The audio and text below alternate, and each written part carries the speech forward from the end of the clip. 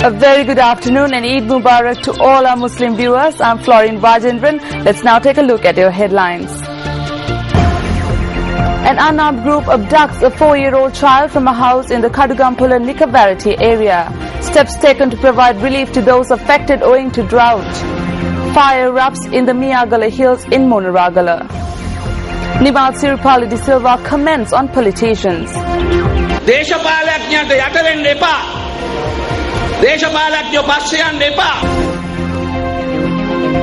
In those stories in detail now, an armed group abducted a 4-year-old child from a house in the Kadugampal area in Megalava, Nikavaratia. The police media unit said that 4 masked individuals who had arrived in 2 motorbikes had carried out the abduction. The father and the mother of the child who had attempted to protect the child were assaulted and sustained injuries. The police media unit said that the investigations have been launched to ascertain the identity of the suspects. In other local news, the National Freedom Front has decided to contest the upcoming Uber Provincial Council elections as a single party. The party's stance was revealed by its leader, Minister Nimal Siripala de Silva. Minister Bimal Veeravansa. If you are in an alliance, steps should be taken to protect the identity of each constituent party. They should be sensitive to the rights of each party. If steps are being taken to dismantle these parties, then it is no longer an alliance. Based on all these reasons, we have decided to contest the Uber Provincial Council election alone as the National Freedom Front.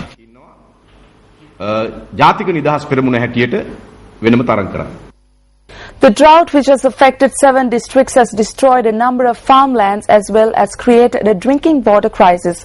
According to our correspondent, the situation in the Mondragon district has worsened. The worst affected areas in Mondragon are Siamalandua, Mondragon, Vallavaya, Madulla, Sevanagala, Katuragama and Thanamalvilla. Several small tanks have dried up in the district owing to the drought. According to our correspondent, around 2,000 acres of paddy lands have been destroyed along with cultivations of sugarcane and supplementary crops.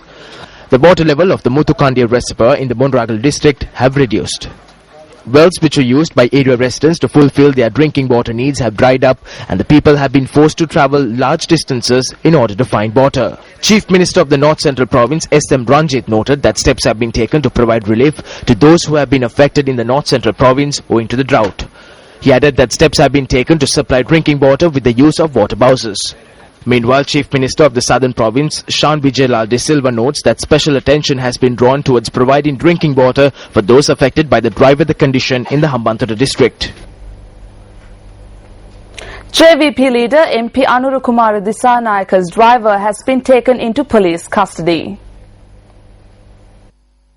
Police media spokesperson SSP Ajit Rona stated that the driver has been taken into custody in connection to the accident which occurred when the pickup truck carrying the JVP leader collided with an oncoming tipper. The accident occurred in the Kiriyala area when the JVP leader was travelling from Panadura towards Ratnapura. He also stated that the driver has been accused of negligence while driving and that he will be produced before the magistrates court today. And in some headline-making news, the fire that erupted in the Miyagala Hills in the Madul area in Mondragon yesterday is continuing to spread.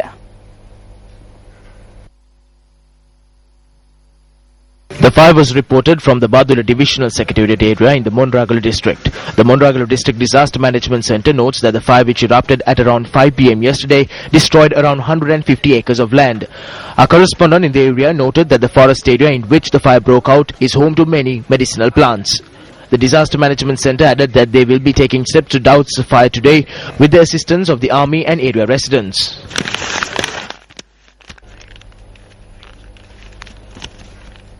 Around 2 billion Muslims around the world celebrate Ramazan or Eid al-Fitr today. Festivities were held at the Grand Mosque following religious observances.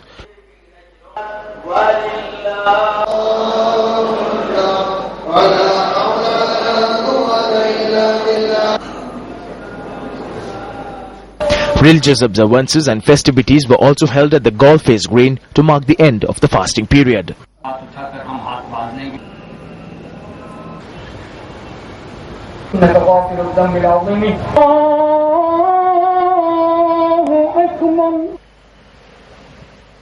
The festival of Eid ul-Fitr is celebrated during the month of Ramadan after a fasting period of 30 days. In his message to mark the festival of Eid ul-Fitr, President Mahinda Rajapaksa says that the peaceful environment in the country has enabled Muslims to celebrate the festival in peace. The President also noted that the Muslim community in the country have lived in harmony with the other communities and religions in the country for over several centuries. The President's message also noted that everyone should work together for the betterment and development of the country. Meanwhile, Minister of Health Maithripala Sirisena says that politicians and state officials should act in an impartial manner when acting on issues related to land ownership. The minister made this statement during a function held at the Rajarata Vidyalaya in Hinguragoda. The event was held to donate allowances and land permits to 1,500 individuals who do not possess lands in the Hinguragoda Divisional Secretariat area.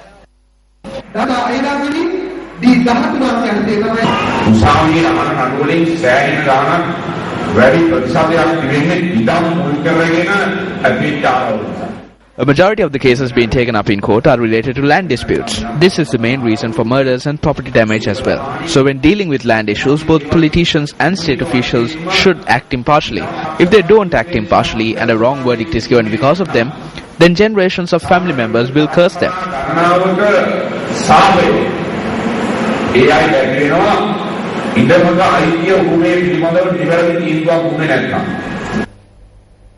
The Students' Union of the Sri Lanka Open University submitted a complaint to the Human Rights Commission yesterday, stating that student suppression is taking place in the Sri Lanka Open University.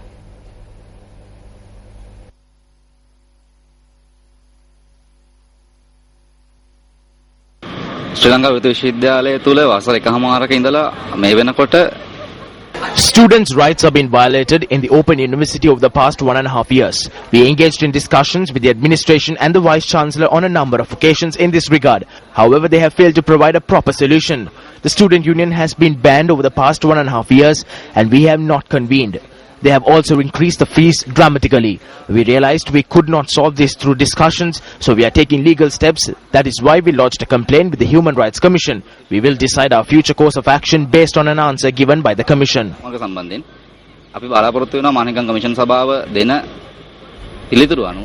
We inquired about the matter from the Vice-Chancellor of the Open University, Dr. Vijitha Nanayakara.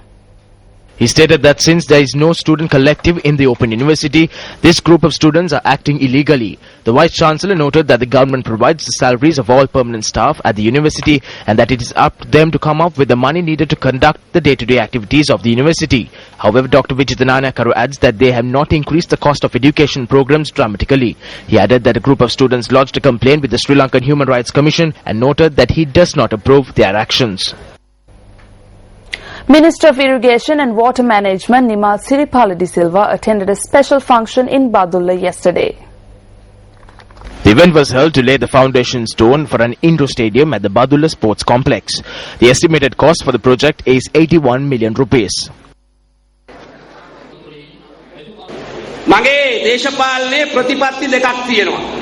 I have two policies when engaging in politics. The first is that I don't involve any of my relatives in my political activities and steal the opportunities of young talented leaders in my area. As a politician, I love sports and I help sports. However, I never take up positions in sports associations. I believe that politicians should move away from sports associations. I believe that sportsmen and women should govern sports. Do not go after politicians.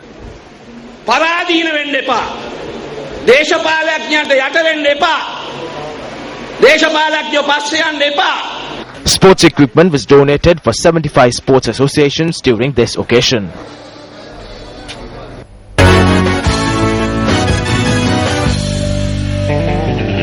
Let's now take a look at the action from the Commonwealth Games 2014.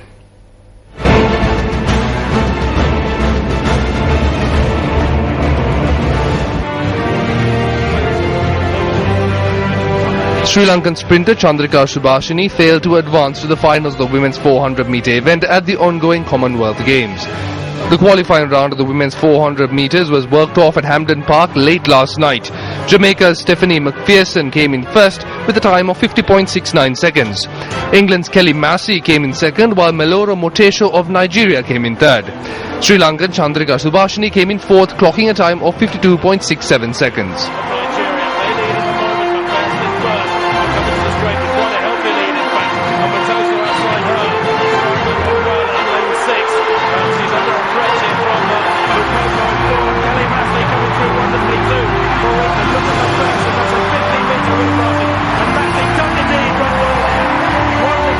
In the men's 100 metres event, Jamaica's Kemar Bailey-Cole won the Commonwealth Games gold, England's Adam Jamili bagged silver, while Jamaican Nickel Ashmead took bronze.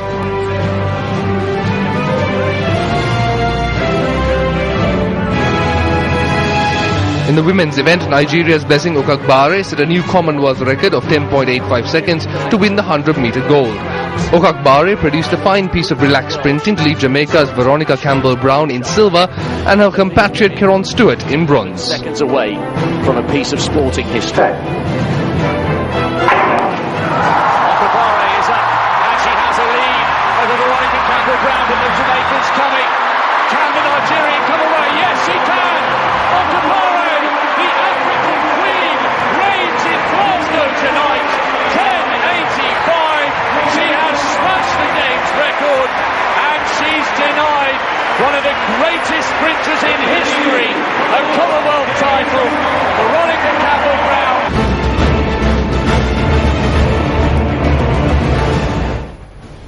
And that's a wrap of the lunchtime news bulletin for the day. It was an absolute pleasure having you with us. For the Newsfirst team, I'm Florin Rajendran. Have a wonderful day ahead.